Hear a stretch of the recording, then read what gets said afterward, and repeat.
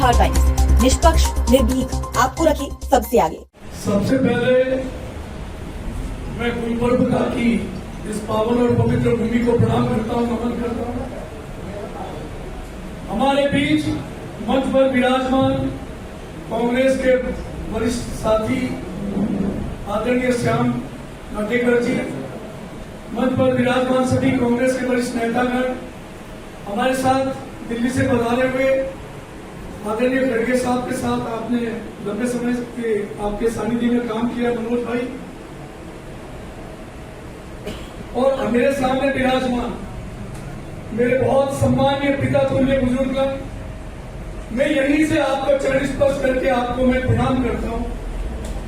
और मेरे नौजवान साथियों को मैं गले लगकर उनको बहुत स्नेहपूर्ण अभिनंदन करता हूं। साथियों, मैं आपको कोई नेतागिरी का भाषण या कोई उस रूप में आपके बीच में नहीं हूं। मैं कांग्रेस के परिवार का आपका एक साथी हूं और मैं कुछ दिल की आपसे बात करना चाहता हूं। आप बड़े बुजुर्ग हैं, आपने बहुत चुनाव देखे हैं, बहुत राजनीति देखी है, आपने कई जिताए कई हराए, आपको मैं, लेकिन ये जो चुनाव है, ये चुनाव सिर्फ लोकसभा का एक चुनाव तक नहीं है, ये हिंदुस्तान के संविधान की रक्षा करने का चुनाव है।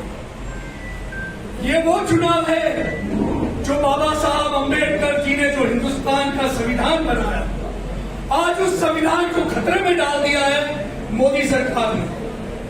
और जो 400 पार का नारा दिया है, उस 400 पार के नारे का मतलब है कि वो संविधान को बदलाव करना चाहते हैं, दलित पिछड़े वर्ग का आरक्षण खत्म करना चाहते हैं, उनके अधिकार छीनना चाहते हैं। जो कांग्रेस पार्टी हमारी मां के रूप में है, कांग्रेस 140 वर्ष से ज्यादा जिसका गरिमामय और गौरवमय पूर्ण इतिहास है, महात्मा गांधी, सरदार पटेल, जवाहरलाल नेहरू, अब्दुल कलाम आजाद जैसे कई ऐसे हमारे वरिष्ठ क्रांतिकारी नेता जिन्होंने इस देश की आजादी के लिए अपनी कुर्बानियां दी, हिंदुस्तान के लिए, उस कांग्रेस पार्टी के हम सिपाही हैं। हमें गर्व है कि सरदेव खड़गे साहब जैसे एक बहुत नेक दिल और बहुत समर्पित, एक बहुत साधारण परिवार से, गरीबी से निकले हुए एक वो शख्सियत जो आज हिंदुस्तान की उस कांग्रेस के अध्यक्ष है, यह आप लोगों के लिए और हम सब के लिए बहुत गर्व और गौरव की बात है। आज मैं जब मोबाइल पे मेरी बात हो रही थी, मैंने कहा मैं गुलबर्गा में हूं, तो हमारे राजस्थान के कार्यकर्ता जो फेसबुक पे हमारे साथ में थे, वो अपने आप को गौरवान्वित महसूस कर रहे थे कि आप उस भूमि में हो, उस गुलबर्गा की भूमि को आप प्रणाम करना, नमन करना, जहां पे खड़गे साहब जैसे एक सपूत ने यहाँ पे जन्म। आप बहुत सौभाग्यशाली हैं, आप पे नाज है हमें कि आपको ऐसा एक महान नेता मिले हैं।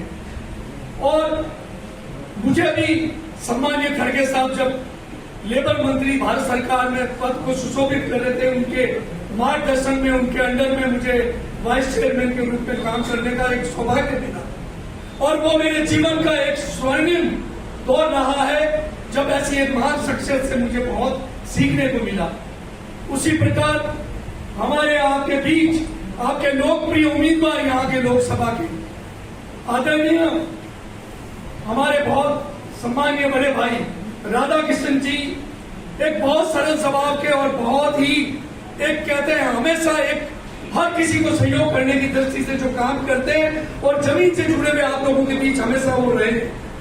मैं आपसे ये निवेदन करता हूं कि ये कांग्रेस वो है जिसमें बलिदानी का कुर्बानी का इतिहास है कांग्रेस का।